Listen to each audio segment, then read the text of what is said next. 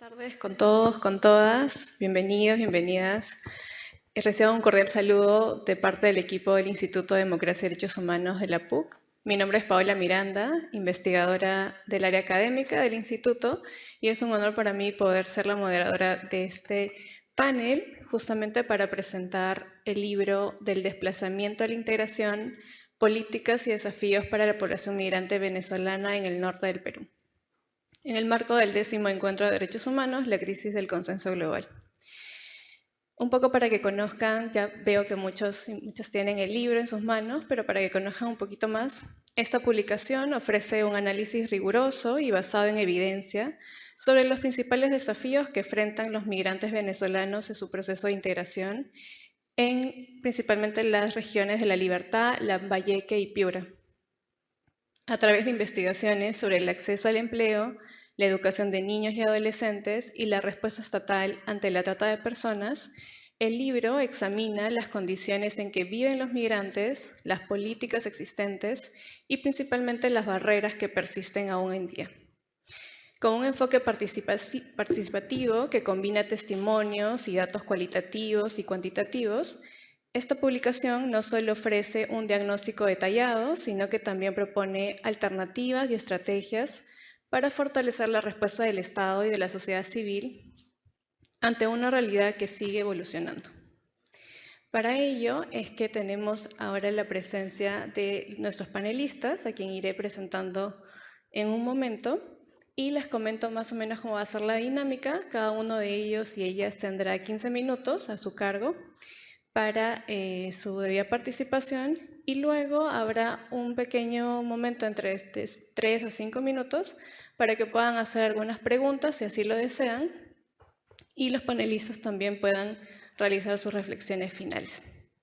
Entonces, sin más, voy a darle el pase y presentar también a Mario Cepeda, que es magíster en antropología por la Universidad Católica del Perú, licenciado en antropología en la misma casa de estudios, se especializa en temas de memoria y justicia transicional y su vínculo con la educación y las relaciones interculturales, conflicto armado interno peruano, con énfasis en víctimas de desaparición forzada y sus familiares, y derechos de los pueblos indígenas, en especial participación indígena amazónica.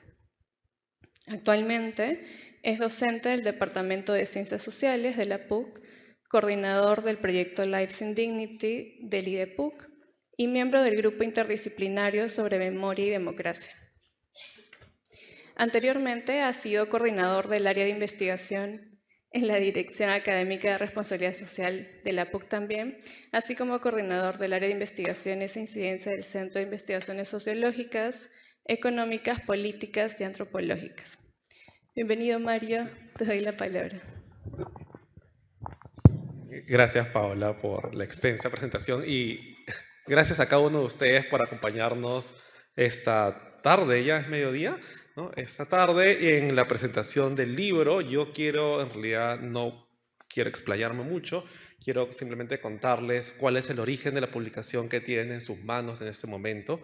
Este libro, en realidad, es el resultado de un trabajo muchísimo más extenso de más de 2 años que emprendimos desde el IDEPUC, en representación de la universidad, pero que trabajamos en alianza con otras organizaciones del país y también al otro lado de la frontera, en el Ecuador. Este fue un proyecto que lleva el nombre del desplazamiento y la integración, por eso es el nombre de la publicación. Fue un proyecto binacional que contó con el apoyo de la Agencia para Proyectos de las Naciones Unidas, UNOPS, y fue financiado gracias a la Unión Europea a través de su mecanismo Lives in Dignity, Vida en Dignidad, que buscaba desarrollar proyectos que atiendan las necesidades de las personas migrantes y desplazadas en diversos contextos complejos en el mundo. Uno de esos contextos complejos identificados fue el proceso de migración y desplazamiento de la población venezolana en Latinoamérica, tanto en Colombia, en Ecuador y en el Perú. Y es así que pudimos nosotros implementar un proyecto en ambos lados de la frontera, cuya particularidad además estaba en no centrarnos, y esto lo digo cuando se pensó el proyecto en el año 2021, cuando el contexto de la cooperación era otro al que hoy día vivimos, El proyecto buscaba no centrarse en las regiones fronterizas y en los cruces fronterizos donde ya había presencia de diversas iniciativas de sociedad civil y de agencias internacionales, sino ir más allá en la ruta del desplazamiento, que era conocer qué pasaba con las personas que escapaban de su país, que escapaban de Venezuela, antes de llegar al cruce del lado ecuatoriano, o qué ocurría con ellos y ellas una vez que ingresaban al Perú y continuaban su ruta hacia el sur. Es por eso que las actividades en el lado peruano estuvieron concentradas, como Pablo lo ha mencionado, en las regiones de Piura, de Lambayeque y La Libertad.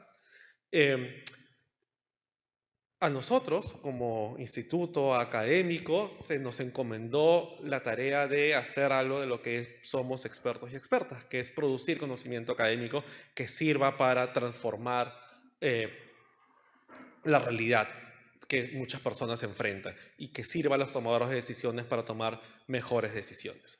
Y en ese contexto se identificaron 3 temas fundamentales sobre los cuales había que generar evidencia. El primero de ellos era la manera como se gozaba del derecho a la educación por parte de niños, niñas, adolescentes migrantes venezolanos en las regiones priorizadas.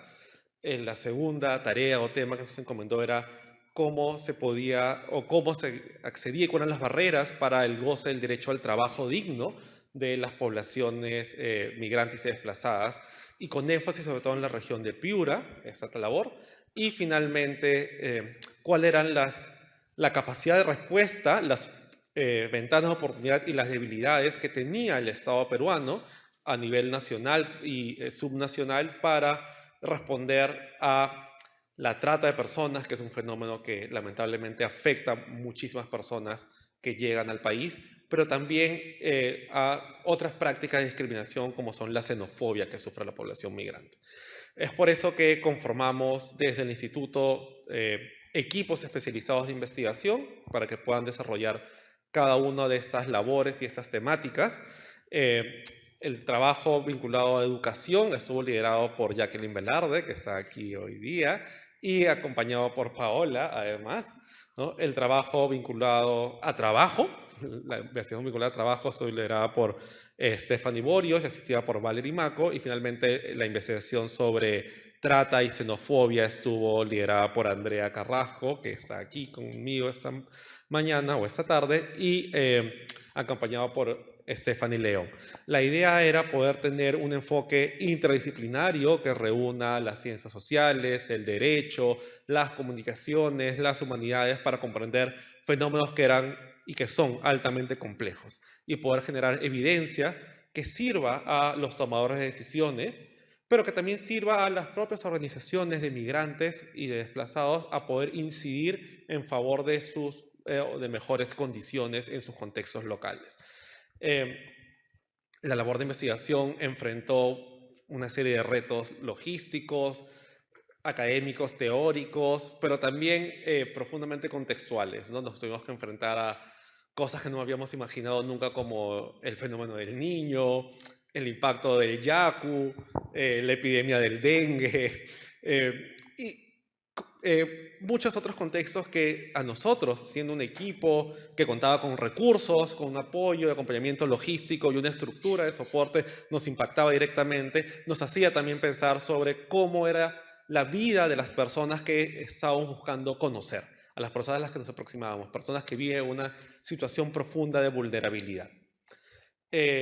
Luego de 2 años de investigación, de algunos reveses y algunas innovaciones en el camino, pudimos concluir el proyecto y pudimos cumplir la tarea encomendada, pero además hacer algo que creo yo que desde la academia nos es natural, que es producir y el valor de la palabra escrita en modo de una publicación, ¿no? Y lo que tienen ustedes en su mano en realidad es uno de estos resultados que desde la universidad conseguimos, ¿no? Tal vez el resultado más tradicional, que es el de una publicación escrita, pero que busca resumir una labor mucho más amplia y compleja de incidencia, de comunicación, de divulgación que se procuró hacer con toda esta evidencia que íbamos recolectando.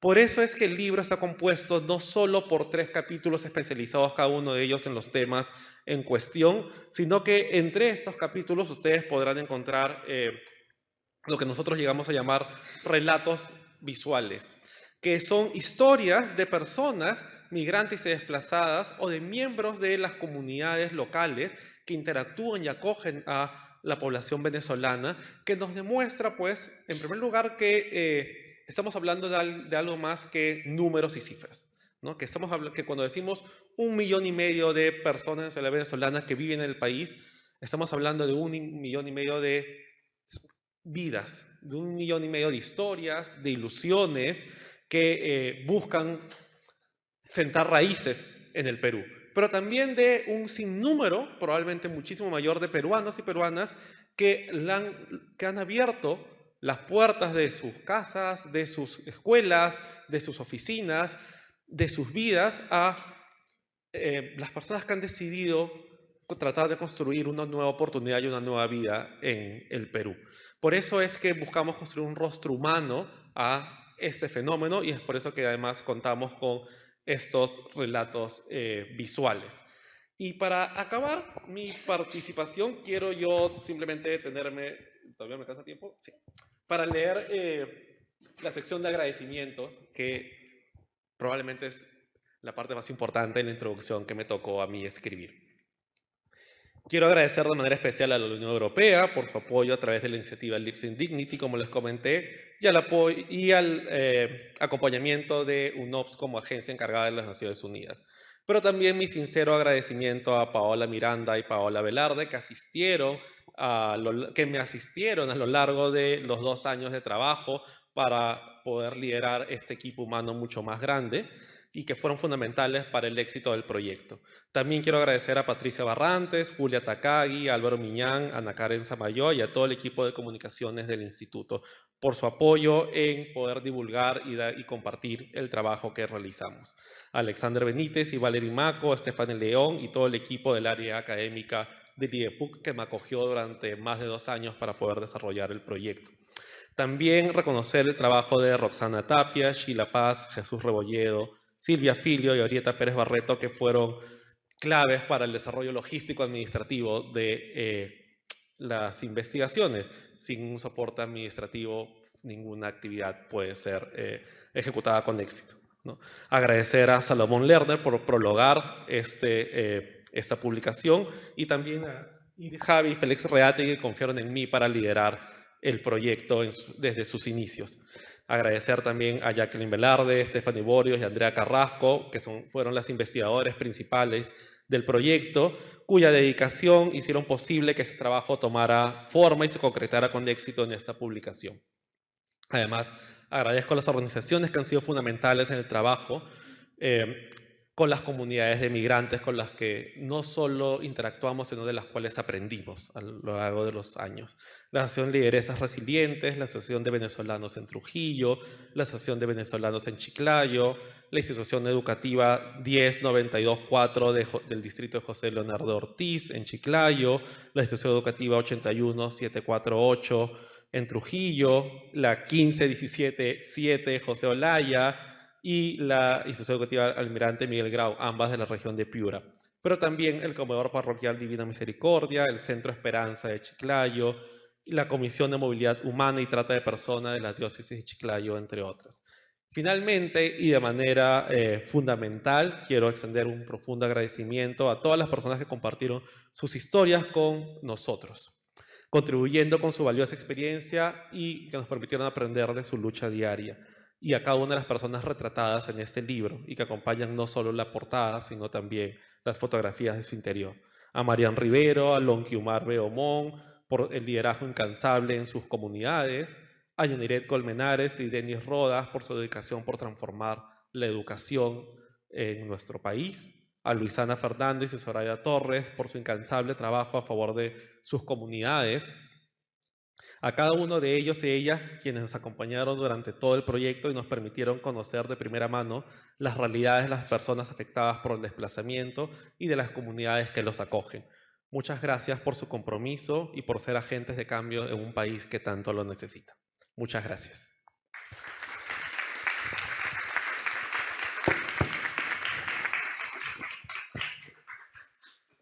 Muchas gracias, Mario. Justamente como él lo mencionaba, La publicación de este libro representa un arduo trabajo de todo el equipo, no solo de investigadoras que lo conformamos, sino también todo el soporte técnico, administrativo, que cumplió el objetivo, creo, ¿no, Mario?, de poder destacar las historias de vida, ¿no? Y que las personas con quienes tuvimos la oportunidad de realizar la investigación puedan contar sus historias, ¿no? y las sepamos a través de ellas directamente. Y así también se generó una serie de desafíos, como ya algunos los mencionaba Mario, en la investigación, y justamente para ello, Andrea Carrasco, que también está aquí con nosotros, quien fue una de las investigadoras, tendrá a su cargo mencionarnos un poco sobre el reto de investigar sobre desplazamiento e integración. Andrea es abogada por la Pontificia Universidad Católica del Perú y maestranda en Derecho con mención en Política Jurisdiccional por la misma Casa de Estudios. Actualmente es la responsable de la Oficina de Incidencia y Derechos Humanos del Centro Amazónico de Antropología y Aplicación Práctica. Ha trabajado como especialista en temas de derechos humanos, uso de la fuerza y conflictividad social en el Ministerio del Interior y la Defensoría del Pueblo. Bienvenida, Andrea. ¿Qué tal? Buenas tardes. Muchas gracias por la presentación y por la invitación. Tengo una pequeña presentación, sé que el tiempo no es mucho, pero quisiera también tener algún apoyo para ir explicando de repente he identificado qué han sido los retos. Me propusieron hablar hoy sobre cuáles son los retos que tuvimos, pero también los retos actuales que atravesamos quienes investigamos no solamente en tema de movilidad humana, desplazamiento, integración, sino en derechos humanos actualmente en el contexto en el que estamos. Bueno, en principio yo consideré, y eso está también plasmado en el libro, que existe una escasez preocupante de información e investigaciones similares sobre la materia en las regiones de estudio. En el momento en que hicimos la investigación, solo había un estudio en Piura sobre el tema de trata de personas, que fue específicamente la temática que abordó mi investigación. Y sobre todo no había ninguna investigación que tratara la relación que existe con la respuesta que tiene el Estado a la trata de personas con la situación de las personas migrantes y la posible xenofobia que hay en la atención, ¿no?, de personas migrantes que a su vez son víctimas de trata de personas. Este vacío de literatura fue la razón también por la cual se investigó sobre el tema. Había una necesidad imperiosa de investigar sobre el tema para crear literatura especializada que ahora se ha plasmado en el libro sobre la temática, ¿no? Luego, el segundo punto es que como no había ni investigaciones académicas, tampoco había ni investigaciones estatales realizadas por el propio Estado que den cuenta de cifras, de situaciones, de cómo es la atención en temas de trata de personas. Entonces lo que hicimos fue pedir información al Estado, ¿no?, a través de solicitudes de información, pero también de entrevistas para poder conversar y tener percepciones de operadores y servidores públicos que trabajaban en todo el estamento de todos los poderes, sobre todo regionales y locales, en las 3 regiones de estudio, para ver cómo era el trabajo, pero también la percepción que tenían sobre la atención a personas migrantes, ¿no?, y hacer así el vínculo con el tema de la discriminación y xenofobia. No tuvimos respuesta, fue casi nula, también como está plasmado en el libro. Tuvimos una entrevista casi al final, creo que por milagro nos respondió un fiscal casi al final de la investigación, fue extemporánea esa entrevista, la logramos incluir felizmente. Y luego aquí he puesto a modo de ejemplo, por ejemplo, del Ministerio de la Mujer. Tuvimos un par de entrevistas con centros de emergencia mujer en la zona, insistiendo de poder conversar con ellas. Pero, por ejemplo, cuando quisimos entrevistar a funcionarias del Ministerio de la Mujer, nos dijeron, sí, podemos entrevistarnos, pero necesitan enviar una serie de documentos por el tema de confidencialidad, de los temas a tratar, ¿no? Los enviamos a tiempo, toda la documentación que nos pidieron, pero finalmente la respuesta no fue favorable. Entonces, varias veces, o en un par de ocasiones por lo menos, tuvimos respuestas no favorables, a pesar de haber pedido con tiempo, a pesar de haber cumplido los requisitos, habernos presentado como una investigación de parte de la universidad, ¿no?, contar con todas las credenciales. no tuvimos el acceso, lo cual en sí también es un hallazgo, lo hemos puesto también en la publicación, porque demuestra y denota la poca atención que hay, la desidia también que hay por parte de operadores públicos para atender no solamente a quienes investigamos, pero también se aplica a las personas que son víctimas de trata de personas. Siguiente, por favor. Otro desafío que tuvimos fue que el tema de trata de personas es un tema muy sensible. Entonces, por el no revictimizar a las personas afectadas por el delito y extender un poco este principio de no daño en nuestra investigación para no generar ninguna represalia o revictimización, como dije, de las personas afectadas por el delito, decidimos no contactarnos directamente con víctimas, ¿no? Las entrevistas fueron con organizaciones que trabajan con víctimas, que como ya también decía Mario, muchas de ellas tenían carácter religioso, eran de congregaciones, eran católicas, no católicas también, que trabajan y tienen una fuerte presencia en la zona de acompañamiento a víctimas en la protección, sobre todo en albergues, ¿no? Que hay justo un albergue que fuimos a Puerto Eten, pero no entramos, no solamente para conversar con quienes dirigían el albergue, pero nunca tuvimos contacto directo. Y eso también porque quienes investigamos, como ya se escucharon, fuimos todas mujeres. Y en el tema del delito de trata de personas es un delito que tiene una característica que quienes perpetran el delito suelen ser organizaciones criminales que incluso son transnacionales, ¿no? Entonces, la idea de no exponer al peligro a las víctimas también se aplicaba a quienes investigábamos en el tema, ¿no? Como extensión de este principio de no daño. Siguiente, por favor.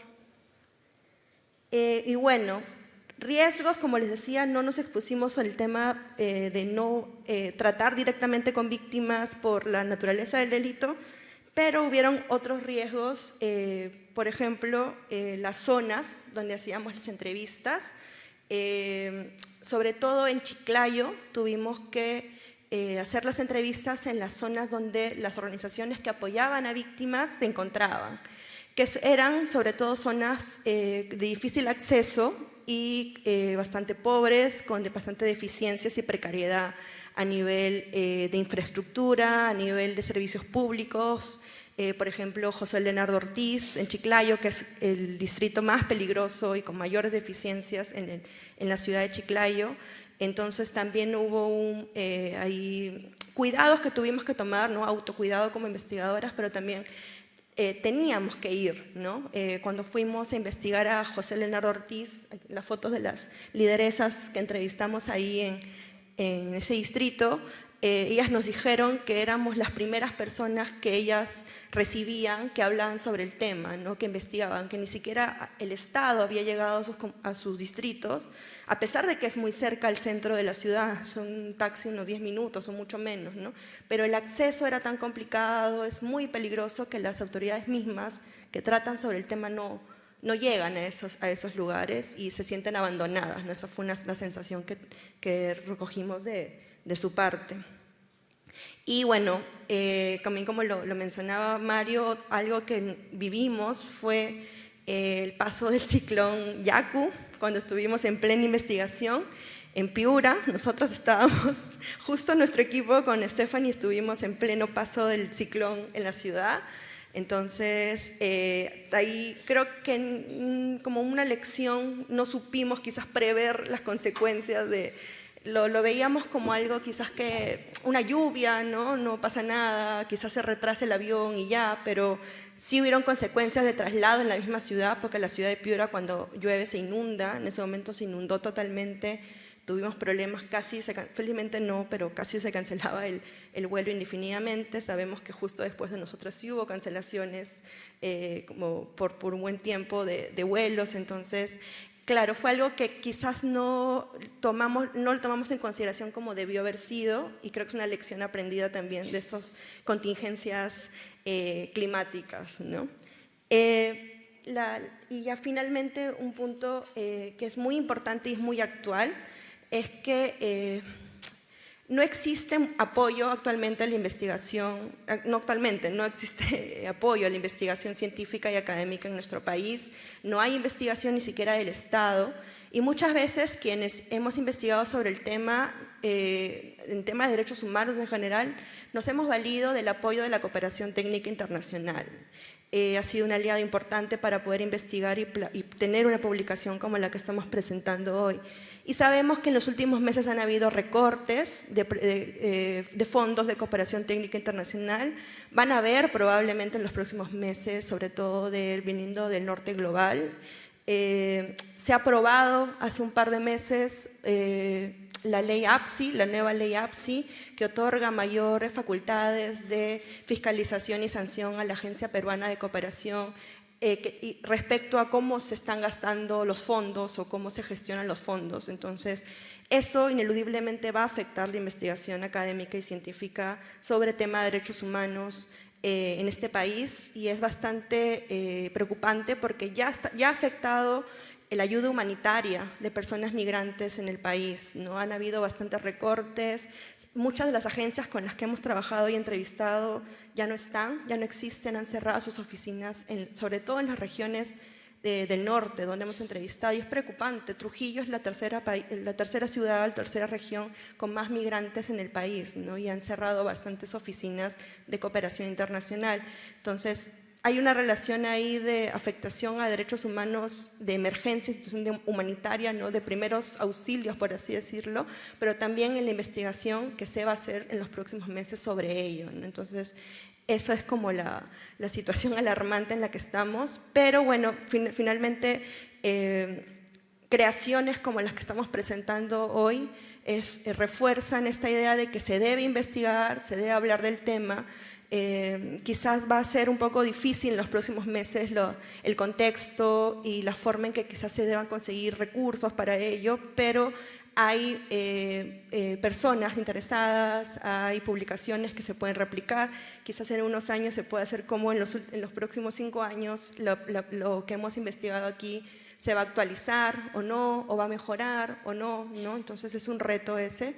Y nada, muchas gracias.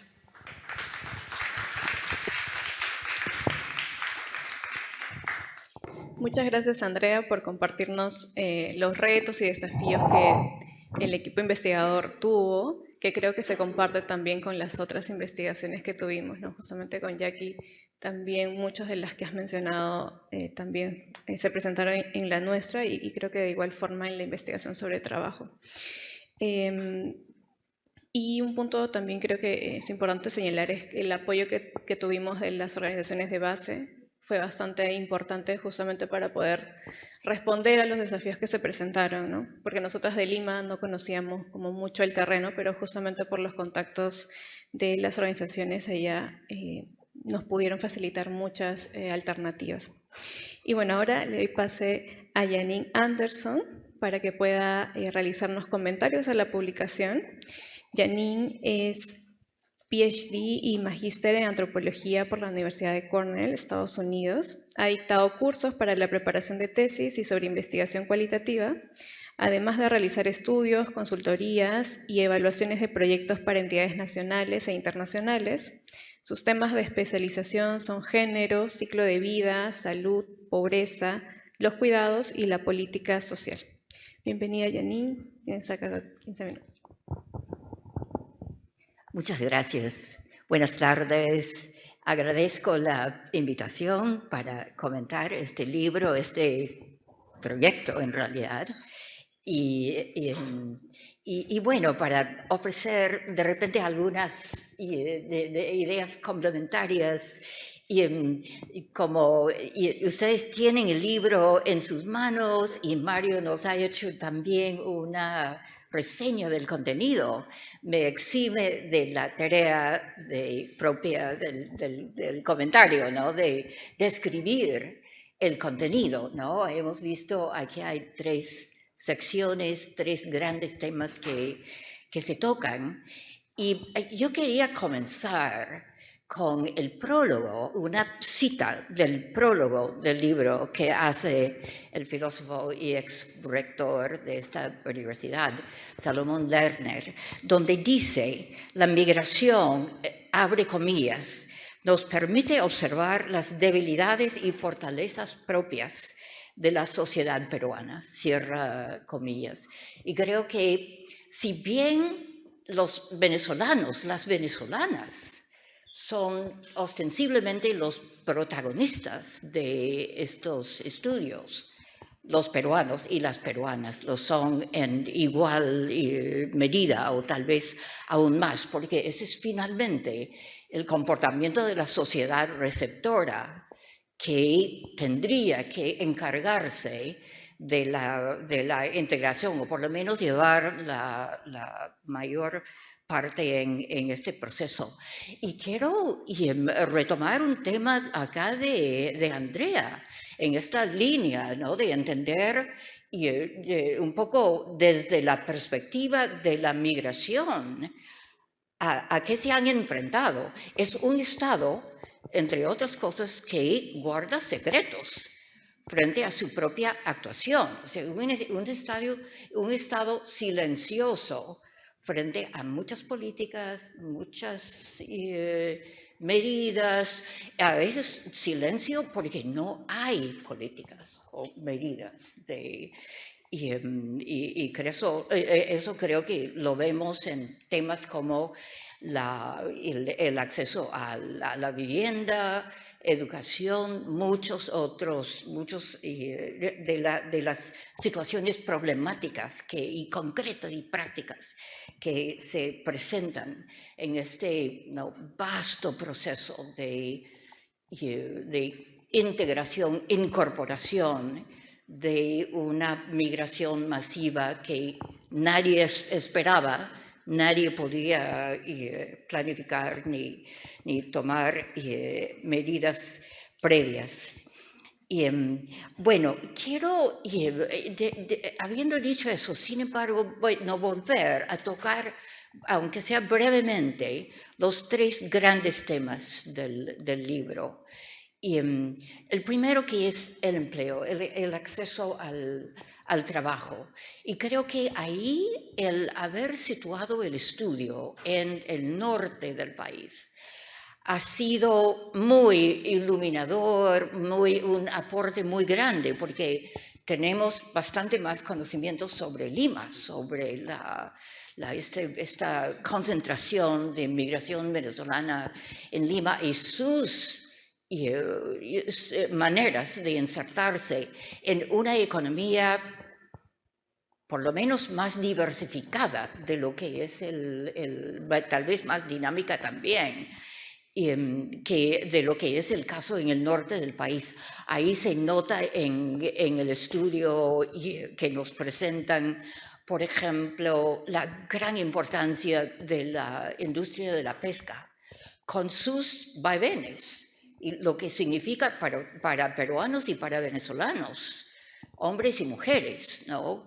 Y una gran inestabilidad, la dificultad para predecir, para contar con una fuente de ingresos estables y además con problemas de fuerte competencia entre la población local y los que llegan con necesidades de acceder a un empleo, a un trabajo en una parte del país donde, aparte de la pesca, la agricultura, agroindustria ofrece ciertas posibilidades, pero no en suficiente medida. Y creo que ahí este enfoque en el empleo, el trabajo, los ingresos, los medios de vida, hace ver cómo la situación del país receptor, ¿no?, la economía peruana, que casi coincidente con este influjo de población migrante, sufre una baja después de varios años de cierto ritmo de crecimiento, y se produce esta nefasta coincidencia entre una baja en la economía para todos y todas, y nuevas demandas frente a los ingresos.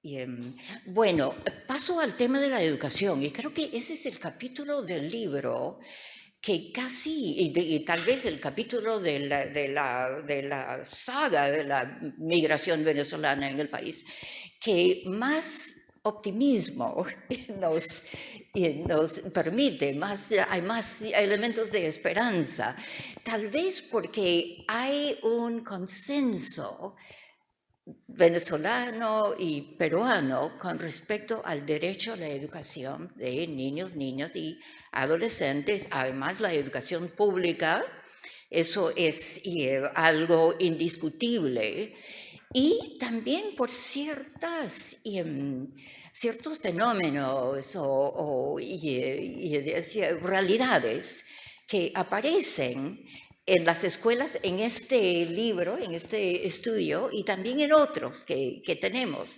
donde, por un lado, los chicos y las chicas que llegan de Venezuela habiendo pasado por traumas y por desgracias y estrés y viviendo de repente toda una familia en un cuartito, ¿no?, con un solo foco en el techo, en condiciones de gran escasez y privación.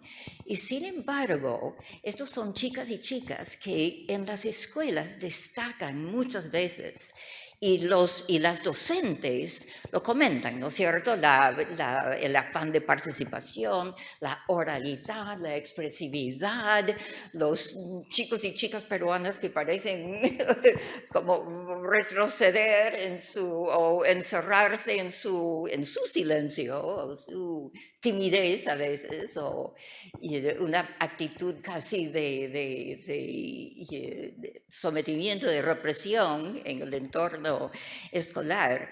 Entonces ahí hay, ¿no?, estas movidas entre docentes y directores de colegio en favor de una reevaluación del currículum en el Perú, que de repente no hace lo suficiente como para liberar energías y talentos de los estudiantes, y de alguna manera con problemas de bullying y de rechazo y situaciones que fácilmente podemos imaginar de por medio. Sin embargo, tenemos acá, creo, un retrato de un espacio donde se vislumbra la construcción de una convivencia entre migrantes y población local de menores de edad, que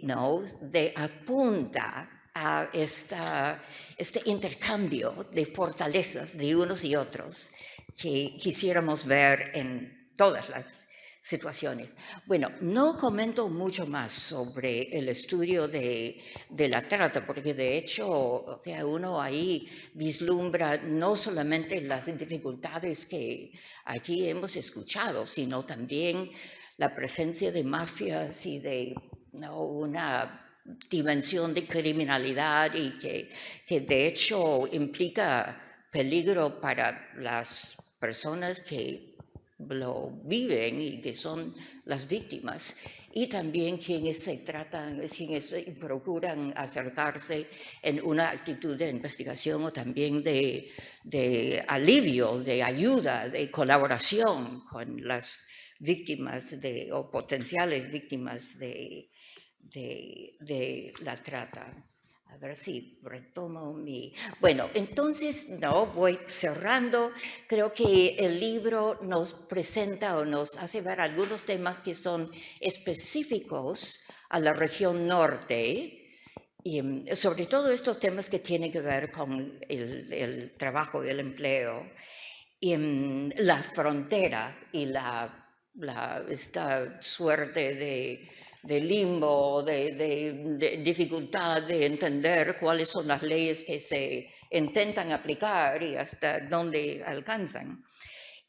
Pero hay muchos otros temas en el libro que se aplican a la situación de la migración y sus implicancias en el resto del país. He comentado bastante sobre la escuela, la educación. Hay el tema de la documentación, tema no resuelto, impuestos que castigan el empleo formal y que fomentan la informalidad de parte de los peruanos y peruanas empleadores y también los migrantes que buscan trabajo. Y las actitudes sociales, cómo no, las actitudes de rechazo, de discriminación. Y aquí hay que resaltar nuevamente, ya no una coyuntura, una realidad persistente en el país.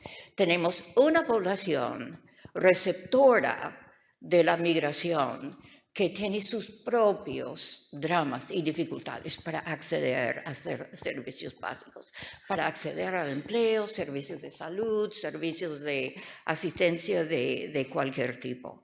Entonces, claro que ahí hay un terreno fértil para estas expresiones de algunas personas citadas en el libro y en otros estudios más, como que los venezolanos van a recibir un subsidio o alguna ayuda o de organismos que se encargan de su asistencia en particular, cuando nosotros mismos, que somos nativos y ciudadanos del país, no vemos atendidas nuestras necesidades. Bueno, las relaciones, y eso también es un tema que atraviesa los estudios sobre la migración en el país. Estos lugares donde, espacios en la sociedad, momentos en el tiempo, donde se producen encuentros cara a cara, persona a persona, entre una venezolana, un venezolano y alguien del país. Caseros e inquilinos, empleadores y trabajadores, docentes y alumnos, bodeguera y su clientela, ¿no es cierto? Estos espacios que nuevamente señalan las posibilidades de que se produzca una convergencia incluso en los intereses económicos de unos y otros. O sea, quienes han abierto sus casas, su segundo piso, hasta han construido galpones en el techo de su casa para dar cabida a migrantes, comparten con esos migrantes un interés en que se establezcan y que les vaya bien y que accedan al empleo y otros beneficios de estar en el país.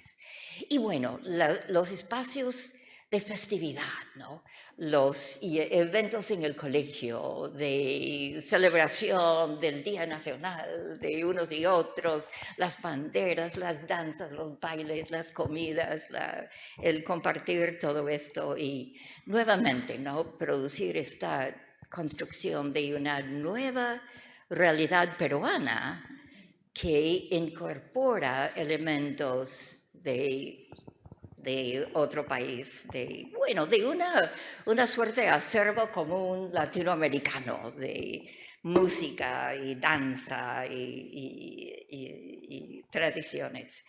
Y cierro con señalar lo que siento que es una ausencia en la investigación. Me gustaría mucho ver estudios más en esa línea, frente a lo que sabemos de los estereotipos y preconcepciones de los peruanos y las peruanas frente a migrantes de Venezuela.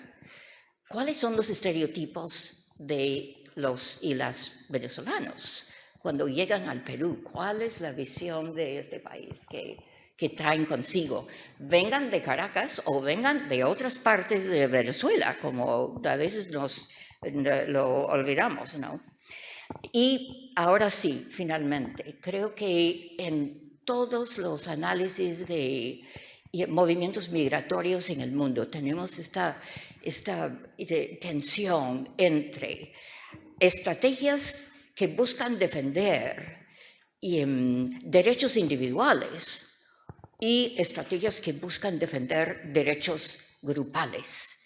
Es decir, ¿no? ¿Dónde llegamos más lejos o cómo llegamos más lejos? Hacia en un proyecto de integración, ¿no? Fijándonos en los derechos individuales, a la salud, la educación, el trabajo, la vivienda, la vida digna, o los derechos grupales, los venezolanos o la población migrante venezolana como una suerte de masa que tiene un derecho a la conservación de sus propias tradiciones, sus diferencias culturales, su identidad, y una población peruana que también tiene derecho a la protección de sus tradiciones, su identidad, del reconocimiento de su condición de ser un pueblo distinto. Entonces lo dejo como un dilema para los filósofos y otros, pero como algo que de alguna manera no se vislumbra a través de las páginas de este lindo libro. Muchas gracias.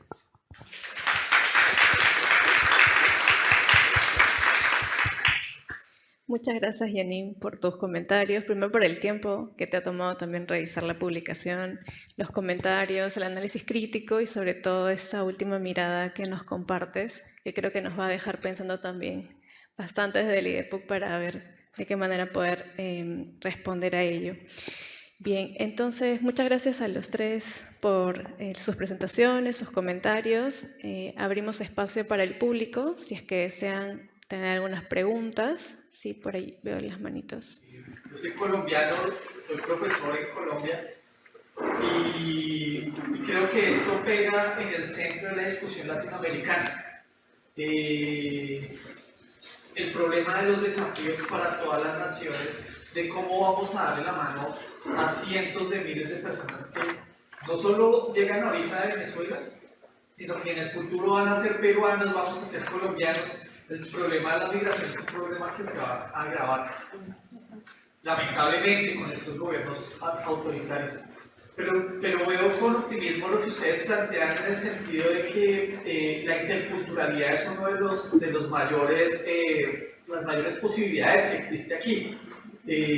Yo tengo estudiantes que vienen de un modelo educativo en Venezuela muy kinestésico, muy artístico, y llegan a Colombia, no sé cómo sea acá en Perú, pero llegan a un modelo educativo totalmente distinto. Y claro, el primer momento para ellos es un momento de crisis, de inestabilidad, y con el tiempo ellos se terminan potenciando y terminan aprovechando eso que le ofrecemos en Colombia, y ellos también enriqueciéndolo. Nosotros en Colombia, lamentablemente, en educación musical estamos muy mal, y ellos traen una tradición, casi que todos vienen de practicar instrumentos y participar en bandas, y bueno, entonces el desafío, creo, para no extenderme mucho es ese que ustedes plantean, y agradecemos este material que nos ofrecen hoy, es la interculturalidad, y es donde podemos aprovechar desde estos espacios para sacar adelante la situación tan dramática. Muchas gracias por el aporte. Sí, de hecho, justo cuando también, por ejemplo, en Piura veíamos de diversas nacionalidades, ¿no? Si bien nos centramos un poco en el tema venezolano, sobre todo en la investigación de las escuelas, pero también en Piura, sobre todo, habían diversas nacionalidades, ¿no? Colombianas, de Panamá, y escuelas que, como bien decía Janine, creo que tienen o han ido vislumbrando nuevas estrategias de interculturalidad, ¿no? Hace poco que se tuvo la oportunidad de volver, habían, por ejemplo, en la escuela las banderas de todos los países de los chicos que habían en esa escuela, ¿no? Que me pareció algo muy simbólico, pero muy importante, creo, para los niños que están ahí. Muchas gracias. ¿Alguien más por ahí? Sí. Cuestiones que quería plantearles sobre lo que han lo que piensan en relación con el público a quien va dirigida esta investigación. Se ha trabajado en la zona norte, sabemos las dificultades que se ha tenido para tener información desde la entidad central de repente, pero quería saber si hay alguna oportunidad para que esto llegue a estas experiencias que son enriquecedoras a otras personas en esta zona norte y de repente no necesariamente en formato de libro, sino en otros formatos que sean más accesibles. Y otra reflexión que quería ver si es que era posible es que me llamó la atención que en la foto hayan 5 mujeres y un varón. Y luego cuando reviso muy rápidamente las características de las mujeres, que son mujeres más bien sencillas, migrantes, amas de casa, estudiantes, sin embargo el varón es un director de una institución educativa. Y también escuché que las investigadoras han sido mujeres. De hecho, me siento parte de las investigaciones de las investigadoras sobre migración. Entonces quería una reflexión sobre si también en la investigación la tarea del cuidado está más presente y la preocupación en términos de la empatía de quienes dan entrevistas también tiene que ver con un tema de cuidado. Muchas gracias, doctora. Sí, yo quería terminar. Soy española, pero he vivido 7 años en Colombia y llegué a Colombia cuando se produjo el éxodo venezolano y me involucré mucho con Venezuela y ahora estoy en Perú. Colombia recibió 3 millones de venezolanos en los últimos años. Yo he visto mucha xenofobia en Bogotá y estuve trabajando con comunidades venezolanas, algo que me impactó muchísimo, especialmente en Bogotá. También nació un libro de investigación sobre el tema de la migración venezolana en Colombia, pero aquí en Perú he visto menos xenofobia, o al menos, grosso modo, lo que es Lima para lo que yo he visto en Bogotá. No sé si es porque la cantidad ha sido menor, es en mitad, aquí es 1.600.000 venezolanos, lo que tenemos ahora 3 millones en Colombia, que la mayoría concentrados en la capital de Bogotá.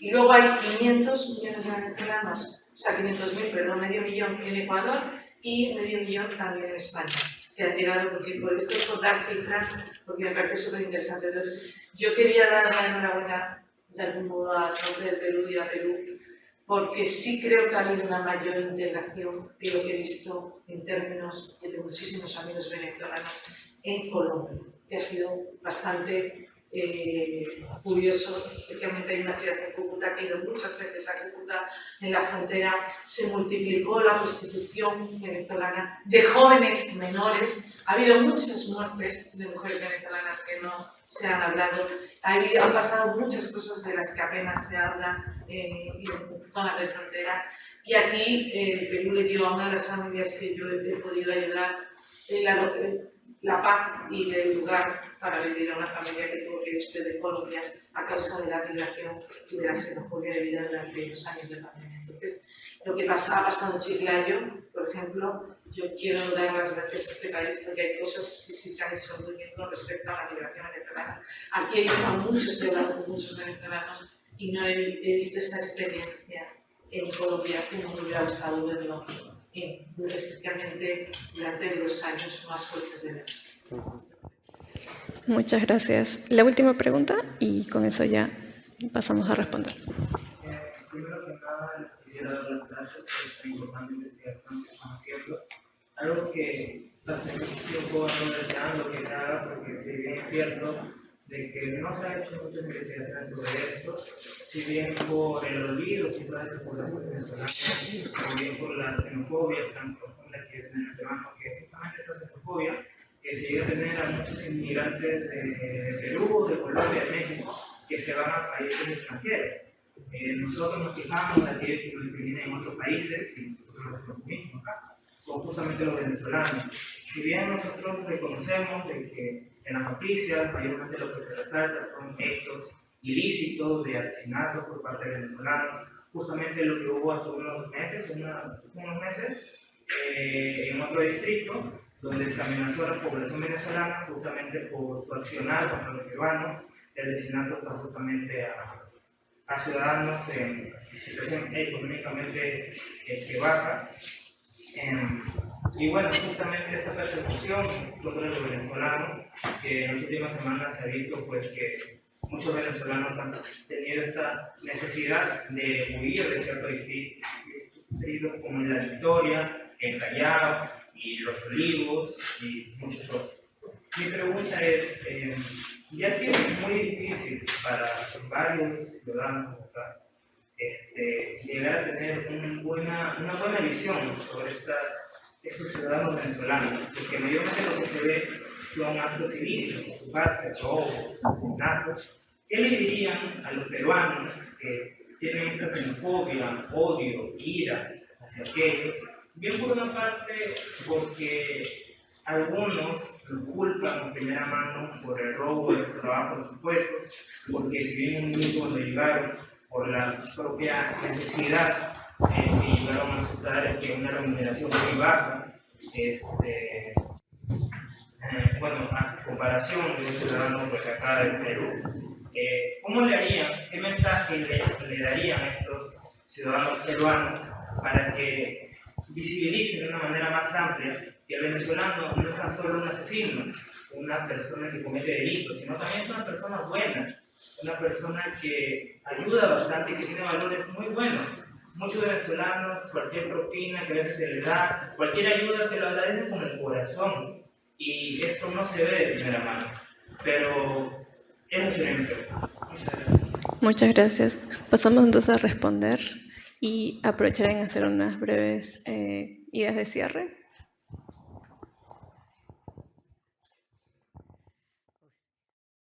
Las preguntas nos llevan a varias horas de discusión, me parece. Pero algunas medidas, ¿no? Tratando de responder a esta, ¿no? ¿Qué medidas podrían tomarse para acelerar estos procesos y reforzar estos procesos que nacen de la población y mucho de las organizaciones no gubernamentales, ¿no es cierto? Y asociaciones cívicas y religiosas de muchos tipos. Pero, o sea, de hecho, me gustaría ver, ¿no? Una mayor preocupación frente al tema de la documentación, a modo de incluso, ¿no? Incorporar a más venezolanas y venezolanos en empleos profesionales, en un tipo de empleo que corresponde más o menos con lo que fue su desempeño en Venezuela. ¿Para qué desperdiciar recursos humanos que podrían dar un aporte muy grande al país, ¿no? Lo otro que creo que se ve a escala mundial, ¿no? Tratar de evitar que la población migrante se concentre en ciertos lugares en vez de distribuirse un poco más buscando nichos y oportunidades y posibilidades en muchas zonas del país y en muchos también tipos de empleo de inserción. Y sé que el gobierno peruano ha hecho, ¿no? Ha tomado algunas ha adoptado algunas estrategias en ese sentido, pero creo que podemos ver cada vez más, ¿no? Estos encuentros positivos cara a cara entre la población local, la población migrante, si hay más o menos un equilibrio, ¿no? Entre unos y otros, y no los locales no perciben, bueno, aquí hay una masa de migrantes que de alguna manera me están quitando mi espacio, mi cita en el centro de salud o qué sé yo, ¿no es cierto? Evitar situaciones de ese tipo, entre muchas otras estrategias y medidas que habría que pensar.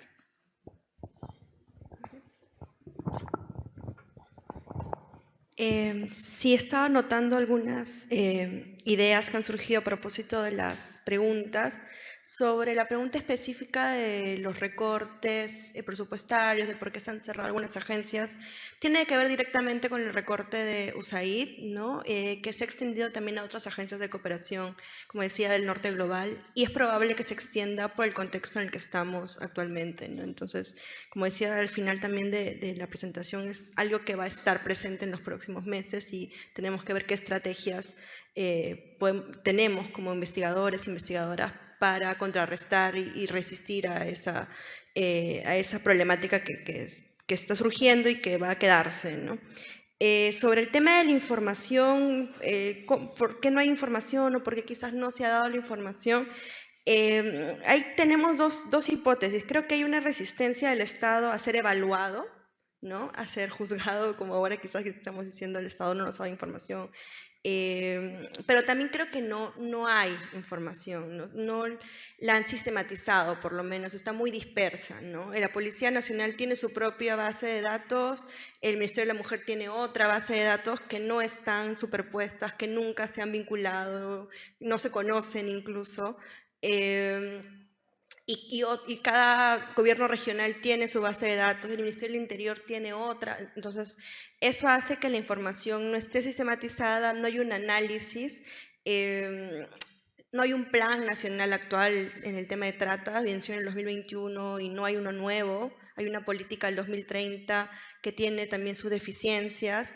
Está en el capítulo también, nosotros hicimos también una consulta amigable al Ministerio de Economía y Finanzas de cómo se está en estas regiones a nivel de gobierno regional y local, gestionando los recursos económicos, y vimos que los avances eran pocos y los avances que había de presupuesto estaban dirigidos sobre todo a compra de materiales de oficina, a compra de escritorios, a un personal quizás en alguna oficina regional, pero cuando también nos entrevistamos con los operadores de los gobiernos regionales, sentían que era muy poco, ¿no? Y es un hallazgo también que está ahí en la investigación, que es que muchas de las acciones que hacen los gobiernos locales y regionales por el tema de trata de personas depende mucho de la voluntad de quienes están en el cargo.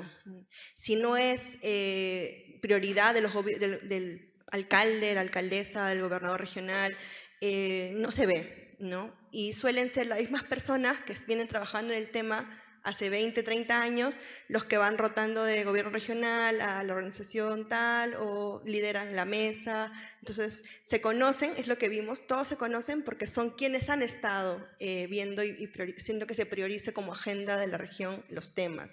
Si no fuera por ellos, el tema no se vería ni siquiera por asomo, la verdad, depende mucho de la voluntad. Y otra problemática es que hay mucho cambio de personal que a veces hace que todo empiece de nuevo en cada cambio de alcaldes, de gobiernos regionales, y esa es una problemática también aunada al tema presupuestal y al tema que no hay información actualizada o sistematizada. Y finalmente, sobre la reflexión de por qué quizás somos mujeres, todas las que trabajamos, hemos trabajado ahora, quizás ha sido casual o ha sido quizás pensado de algún modo, pero también pensaba que no tengo la certeza, pero tampoco tengo dudas, que quienes más nos dedicamos a trabajar en temas de derechos humanos somos mujeres, ¿no? Hay hombres, claro, pero la comparación numérica se ve, ¿no? En quienes investigamos, quienes trabajamos en los temas. Y creo que tiene que ver con esta idea de que somos más empáticas, somos más sensibles, tenemos más relación o nos sentimos más cercanas a los temas que se están tratando, ¿no? En mi caso yo soy migrante también, entonces cuando veo temas de migración tiene algún reconocimiento con mi experiencia propia, o temas de género también, ¿no? Entonces es también esa combinación de una sensibilización, pero también con el rigor académico que requieren este tipo de investigaciones, ¿no? Y creo que por eso se piensa y hemos pensado y lo hemos un poco normalizado que somos nosotras las que tenemos que asumir esa tarea, ¿no? Pero creo que es tiempo también de diversificarlo y de que no solamente seamos nosotras y se perpetúen así estereotipos, ¿no? Sino que sea diversificado quienes asumamos la tarea de investigar. ¿Qué más decir? Lo que ya han dicho. Sí, hemos intentado transformar el libro en otros tipos de productos. Durante el 2024, la primera mitad del año, llevamos los hallazgos y resultados de las investigaciones, cuando aún el libro no existía como lo tienen ahora, a las regiones. Trabajamos en mesas en las que pudimos reunir a no solo nuestros equipos de investigación, nuestras investigadoras, sino a las propias organizaciones inmigrantes, sentados junto a Policía Nacional, autoridades nacionales. En esa época aún había organismos de la sociedad civil con cooperación, ¿no? Y algo que fue muy útil y muy rico fue que, algo que Andrea comentaba, todos se conocen, todos trabajan en temas similares y sin embargo pocas veces se pueden sentar a conversar juntos y juntas, ¿no? Y eso fue una experiencia que a nosotros nos pareció muy enriquecedora, de poder transformar los hallazgos que teníamos, la evidencia que teníamos, ponerla a disposición de las personas que lo requieren. Porque finalmente la información, si termine esto en el estante de la biblioteca, no le sirve a nadie, ¿no? Las fotografías que tienen en el libro son parte de una muestra fotográfica mayor que también hicimos como parte de las actividades del proyecto. Hubo una campaña comunicacional muy grande. Hemos tratado de darle vuelta. Siempre es un reto de la academia, de cómo comunicar en un lenguaje que sea accesible para todos y que llegue a las personas, no solo que la necesitan para tomar una decisión, o no solo que la necesitan para seguir escribiendo, sino las personas que la necesitan para poder reflejar sus propias experiencias de vida, ¿no? Y probablemente pudimos hacer más, sí, pero ahí quedan las tareas pendientes. Y sí, efectivamente, ¿no? Casi todas son mujeres, como Marcela lo decía. Creo yo que hay varias cosas que están pasando ahí, ¿no? Primero, y Janine lo comentaba, hay el tema de la ruptura del perfil profesional de las personas y hacen que las mujeres asuman roles de cuidado, además, ¿no? Y en un contexto de crisis humanitaria, como lo es el contexto de la migración y el desplazamiento venezolano, las mujeres juegan un rol fundamental de cara a sus propias comunidades, ¿no? Asumiendo estos roles de liderazgo local, de atención al público en comedores populares, de las pocas que logran insertarse, por ejemplo, en su labor de docente, siendo docentes originalmente, ¿no? Hay ahí también el rol que nosotros como sociedad latinoamericana, si quieren, le asignamos a las mujeres, ¿no? Y se cumple esto no solo cuando hablamos de personas migrantes y desplazadas. Pensemos en las víctimas de nuestra guerra interna de hace 40 años. Las mujeres asumen el rol de cuidado y eso las lleva a roles de liderazgo también, ¿no? Y eso es probablemente, y tendremos que verlo dentro de 10 años, lo que puede estar pasando en ese contexto particular. Finalmente, cerrar diciéndoles que todos y todas somos, hemos sido, seremos o somos el resultado de procesos de migración y desplazamiento en nuestras historias personales, en las que nos antecedieron o los que vienen después. Entonces, eso es algo que nunca debemos olvidar. Andrea lo acaba de mencionar, ella misma es migrante, todos en algún momento vamos a migrar o somos el resultado de personas que emigraron y se desplazaron. Janine también, con mayor razón. Y Paola, tú también. Y bueno, eso es algo que a veces olvidamos, ¿no? Y que es importante que recuperemos nuestras historias personales en relación a ese fenómeno. Finalmente, el libro lo tienen a la mano, lo tienen en físico, está para libre descarga en la web del IDEPUC, así que les invito a revisarlo, a compartirlo, a criticarlo también y a seguir pensando en estos temas. Gracias.